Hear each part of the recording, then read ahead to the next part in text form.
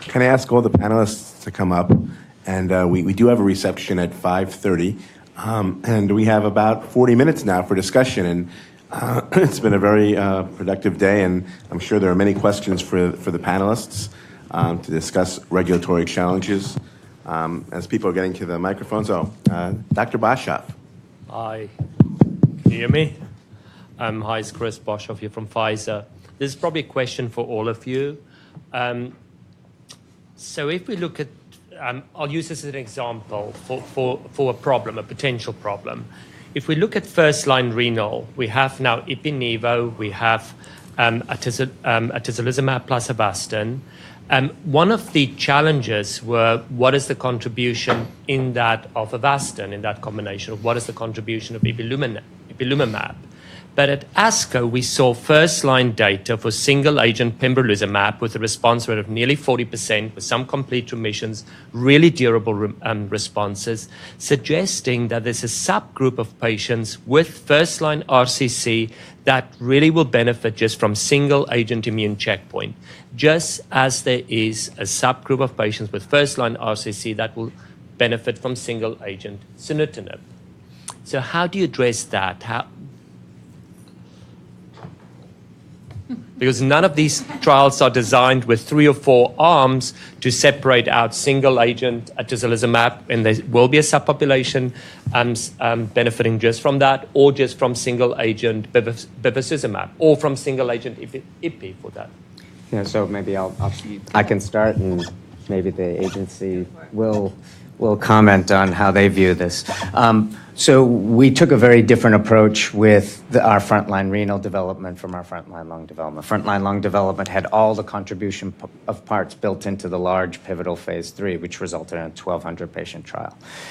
We did something different in frontline renal cell carcinoma. We actually answered the question that I think you're asking in a large randomized phase 2 that ran a little phased from the phase 3. And in that setting, we did have 3 arms. We did test specifically the difference between atezo versus atezo bevacizumab versus Sutent. And that data is now published. I think it's published recently in Nature Medicine. And it did show some really interesting findings, including subsets of patients that did particularly well with single-agent checkpoint inhibition, specifically patients that showed evidence of strong pre-existing immunity but lacked evidence for suppressive myeloid population, suggesting that Avastin really does benefit a lot in those patients that have that suppressive cell type. But if you don't have that cell type, you might do very well with single-agent activity. Now, single-agent PD-L1, PD-1 inhibition. Now, intriguing on top of that, that randomized phase 2 trial allowed for crossover at time of progression to the combination. And despite the fact that patients could respond to single-agent atezolizumab, they also responded again, regardless of their initial response to the combination, suggesting there really is additional additive activity of VEGF inhibition in this disease. Amy? So I'm going to give what may be perceived as a bit of a wishy-washy answer. And let me preface it with why it will sound wishy-washy. So we have 2 regulatory pathways: accelerated approval, in which you must show a benefit over what's perceived to be available therapy. And available therapy, as defined from a regulatory standpoint, is anything that has a regular approval. So if something has an accelerated approval, we don't consider that available therapy. Now, for regular approval, we actually, contrary to popular belief, do not have a comparative efficacy standard. So you don't necessarily have to show that you're better than everything that's out there. Because it's oncology, we usually, nobody's doing non-inferiority trials. They're just too big. So usually you are going to choose a superiority trial, but you have to choose your comparator as something that we find reasonable. So in the first-line setting, if you present a reasonable comparator with a reasonable patient population that you've selected, if you win, we will likely approve it based on regular approval if it's a randomized trial. So it's very situation and context dependent. It really depends how you write the trial. It really depends if you select by biomarkers or if you do an overall, in the first-line renal cell carcinoma setting, if you do an overall trial and aren't selecting. It all just depends, and it depends on if you're going for regular approval or accelerated approval. So it depends on what you give us. So is it fair to say then, in this day and age, the oncologist is then sitting with multiple options for their patients? So given the data that we might have a combination approved or a single agent, it really is a shared decision-making, so to speak, between the two? Is that what the FDA is looking to promote? Well, yes, and also it also depends. I mean, we always go back to the benefit-risk assessment. I mean, for the patient population that you've selected, what is the benefit-risk and what else is out there available for those patients? And what do we know about it based on other trials that have been published, other data that's been published, the biologic rationale behind it all? So, I mean, the bottom line is always come in and talk to us about your trial design before you embark on a huge trial. If you don't, it's your risk whether or not we would approve it. Yes, the right microphone, please. Türkan Gardiner, applied statistician. My comments are more congratulative and appreciative, especially when we got to the afternoon session of the FDA presentations and also Dr. Chen's and Dr. Rupolo's presentation of how the combination therapies were used together. I would also like to call attention to a pamphlet that is available for use, which I picked up, Drug Development Paradigm in Oncology. And on pages 44 to 50 was some statements which really affected my thinking as a statistician, because they looked at the whole idea of an umbrella single protocol and a seamless cancer clinical trial with phases alpha, beta, and gamma. The alpha phase is determining the range of active tolerable doses, as in phase 1. The beta phase was a randomized dose range, which could be applied to single as well as combination therapies. And the gamma phase was the phase 3 that we're used to, which is adaptive and confirmatory. And as we heard discussed, there you don't randomize the doses, but you randomize the cohorts. So you really are experimenting on different patient populations, which simplifies the approach. And it helped me crystallize my thoughts and the fear of how difficult the whole range of activities of combination therapies could be if you look at it from a statistical analysis and design framework. And I congratulate both these presentations and also this pamphlet that I picked up for future use. Thank you. Thank you. Anyone want to comment? Or I think we've... Roger. So I think I have a somewhat simpler question to ask. So, I think, at least from the lens that I apply, which is now Seattle Genetics, obviously the science that we're bringing is very innovative from any angle. Whether it's the therapeutics or development of diagnostics or understanding the biology, that's enormously innovative. And the regulatory framework is pretty well defined and actually readily navigable and understood, but it hasn't changed much. What is the next innovation from the FDA perspective around the regulatory framework? And then to the industry, what are we going to do to innovate on clinical trials?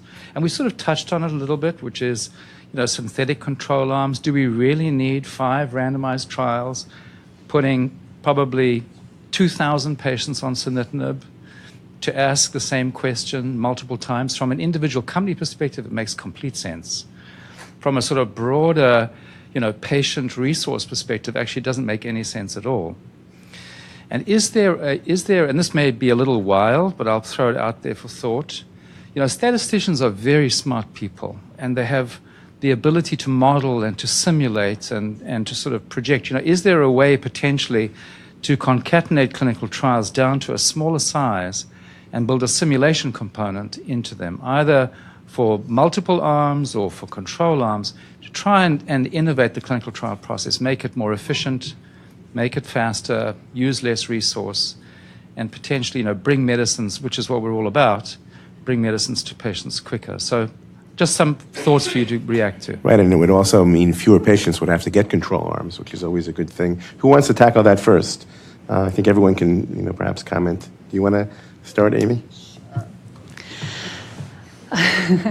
So I will note that FDA, about 2 years ago, proposed that we use a common control design, and we approached several companies who shall remain unnamed, and we got a resounding no from all of them, even though we promised that we wouldn't compare the test arms to each other. So I probably the fear was that everybody would compare the test arms to each other, but from a statistical design, that wasn't what we were asking. So we tried to go into that area to have fewer patients, but were rejected. We are open to more novel statistical designs. I know right now we use a very frequentist approach, and we are open to more novel designs, but we haven't had a whole lot of proposals yet, so please come in and talk to us. We are also discussing, we have several working groups working on real-world evidence approaches. We haven't come out with any official guidance yet, but it will be forthcoming. So there are opportunities in that area. Whether we had a truly in silico simulation for control arm, I'm not sure that we're ready for that yet as a society. We might get there at some point. I would say right now we're not there. Not from the FDA perspective, that's a personal opinion. I don't think society will accept that yet. So that's my take on it at this point. Anyone else care to comment, maybe an industry perspective on that now?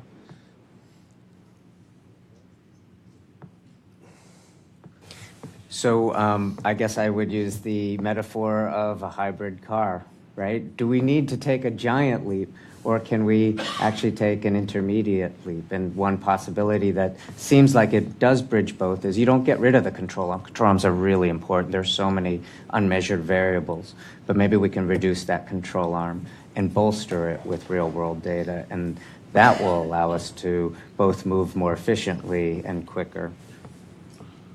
Anyone else want to comment? I would agree with that. I think certainly from a patient perspective, to have fewer patients on a control arm and not, especially when some of the controls are chemotherapy or other docetaxel, for example, in a refractory lung trial where you're looking in the IO refractory space, I think it would be nice to be able to consolidate that.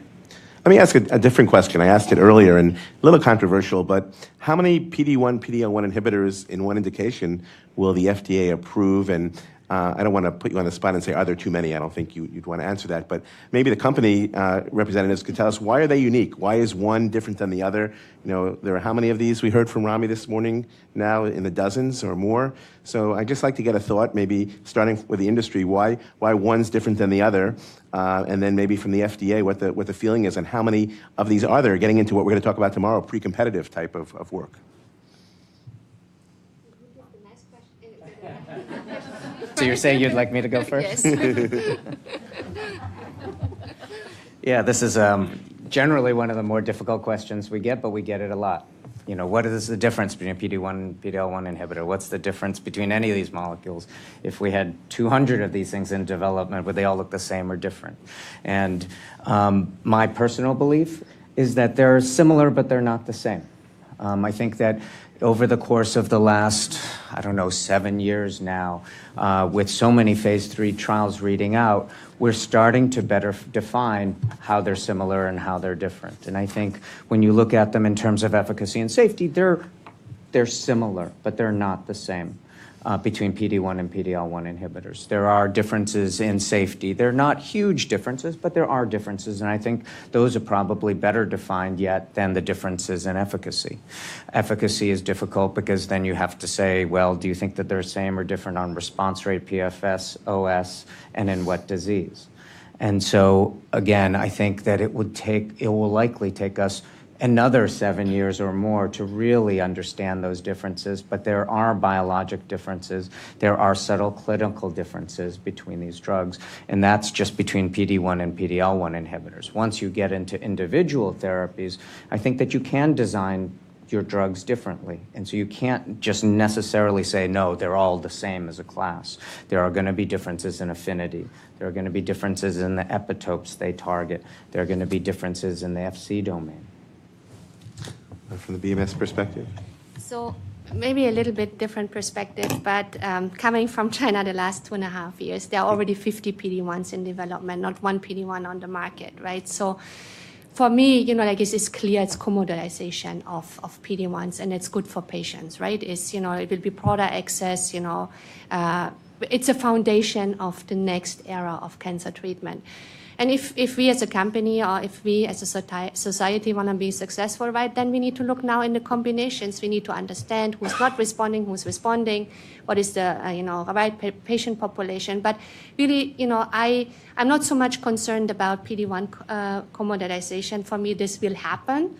What I'm concerned about is when do we make the next step in terms of innovation and be ahead of the companies that copy certain molecules, or use the same mechanism of action. So I think it's staying ahead, being very innovative, staying ahead, follow the science. I think that's what is important. If they are different or not different, I think we can argue most probably the whole evening so, as well.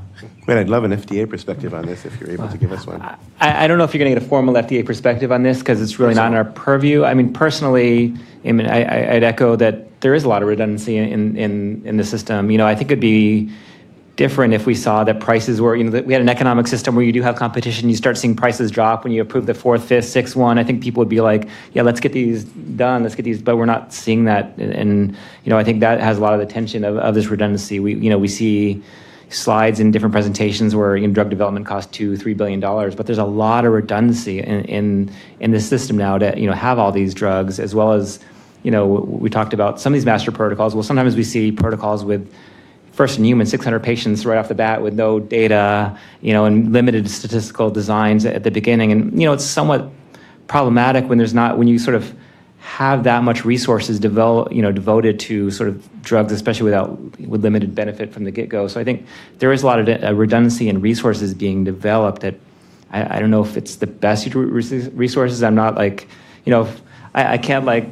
criticize any one company for developing the drugs, because this is the system we have today, and this is what, if you're a company, you're going to develop the drugs. So it's really a systemic issue rather than one company criticizing them about, for doing the development, because that's what, as a company, you should do, is develop the studies you think are best. Yeah, and in many ways, I think I would agree with some of the sentiment that both of you have expressed, that really we're at a time in the development of oncology drugs where there are amazing technologies emerging.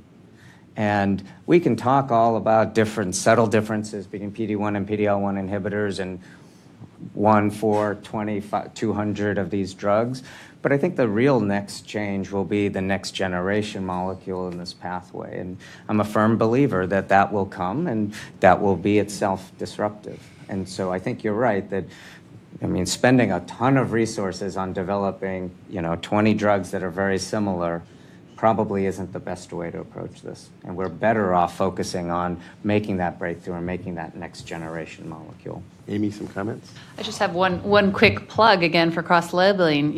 Let's hope with the promise that we will look at cross-labeling applications that not every company feels like they have to develop a PD-1, PD-L1, and can instead negotiate with whichever companies have them for their combination trials, so that if you have right of reference to that trial data, you can submit your cross-labeling indication and you don't have to have your own PD-1 or PD-L1 in-house. Well, it was great to see you're promoting that, not charging for that, and so forth. Adil, you had a question? Yeah, I had a question for Dan. Now that you see this difference in liver metastases, do you think it's restricted to lung cancer, or you think across bladder cancer? I personally don't think there's any reason to think it's specific for one single tumor type.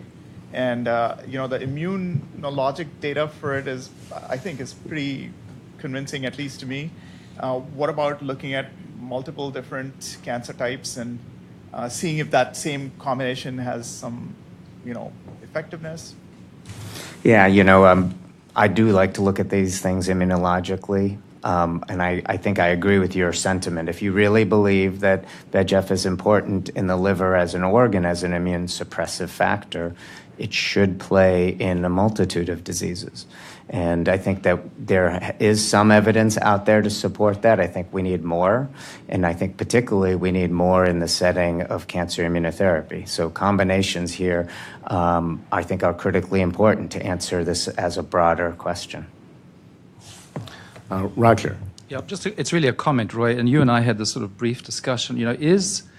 Out of this workshop, I think we would like to, have a forward-looking approach. And are there one or two concrete actions that we could potentially try and build an argument around? And I'm sort of asking, is this control arm, and I accept the comment that, the FDA proposed a common control arm and companies rejected it, but for good reason, because it would be a very complicated construct in the way it was described.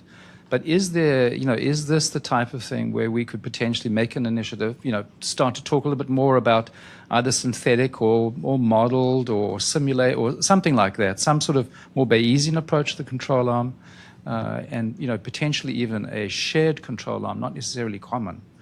Those types of things, just for your consideration. And Cheryl, I don't know if you're in the room. I don't know if that's something that the NCPF would consider to be relevant for this workshop, if we took one or two issues to highlight as forward-looking. Would be, yeah. So, I think it's a great thought, and I'll see what others think. The other issue I'd bring up is sometimes in these master protocols, you have a common control arm, but each of the arms has different eligibility criteria. So then you almost have to construct a separate control arm for each of the different drugs based on have they had IO or not, or what it's getting very hard. And again, I do, doing this every day, you don't want to give patients the standard of care chemotherapy. I'm sure the FDA feels the same way. Thoughts, Amy? We have had a couple of groups that are designing platform trials come in and talk to us about Bayesian designs for being able to borrow across the arms, whatever priors you want to use. And so we are open to those discussions. One group came in and had a 2-hour discussion with our stats group to discuss these issues about how to use these kind of designs. And this is before they even submitted the IND. So we are open to those discussions and would love to have more people come and talk to us about it. Yeah, one thing I would add there is I think that advances here likely will need to come with advances in some of the statistical modeling in each of these individual diseases. That as that modeling is advancing, that's really where you start to see a greater applicability, whether it's combining control arms across trials or using real-world data. Because I think in most of the cases where we're talking about having reduced control arms, you're doing it compared to what, right? You're not... I don't think we're talking about running a trial that's sharing a control arm and you're going to the exact same sites. I think that is less commonly going to happen. And so really what you need is a common set of modeling assumptions that then allows you to correct for factors that may not be the same across trials. And then you have a control arm data set that really is malleable. Exactly.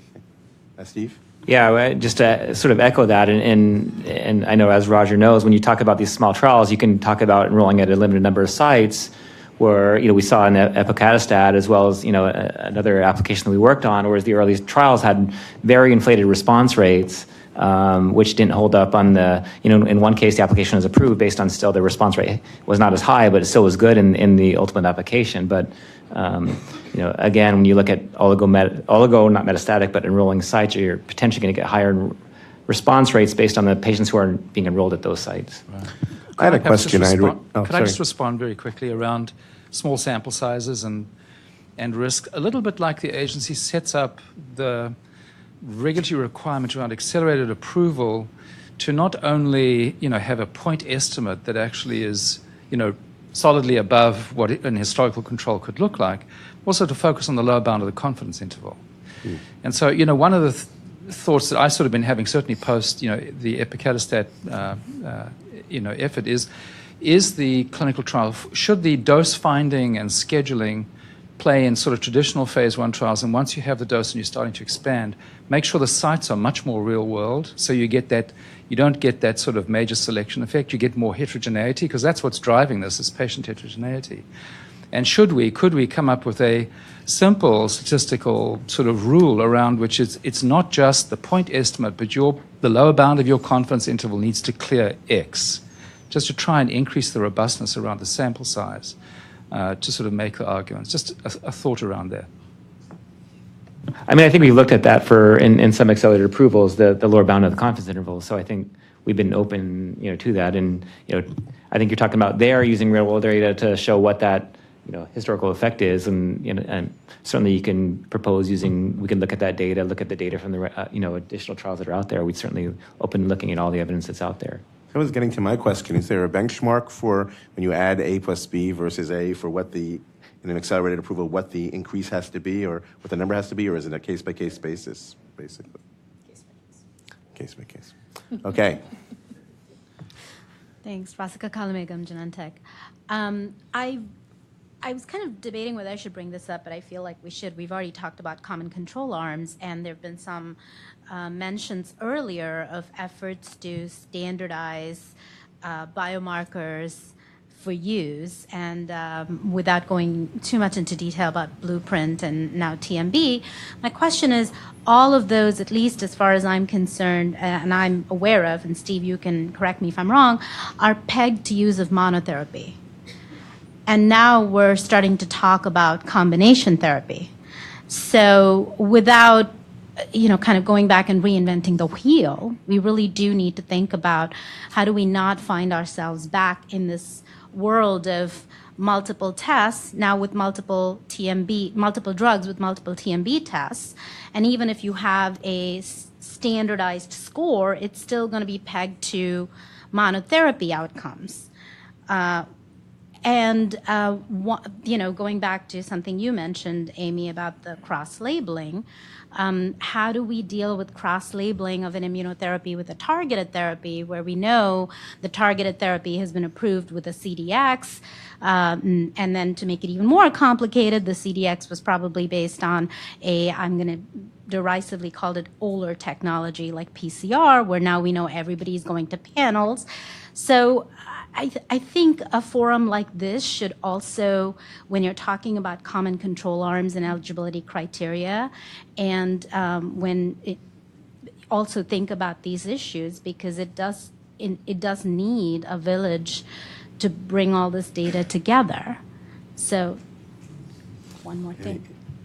Anyone want to comment on that? I mean, the TMB is certainly complicated, and as you know, with forensic cancer research, it's half of it is the discussion is regarding the standardization. The other half is sort of clinical trial issues, and you're right. We can have a cut point for a tissue agnostic, and then there could be different cut points considered for single diseases where you combine it with different therapies. It's potentially going to be a messy situation.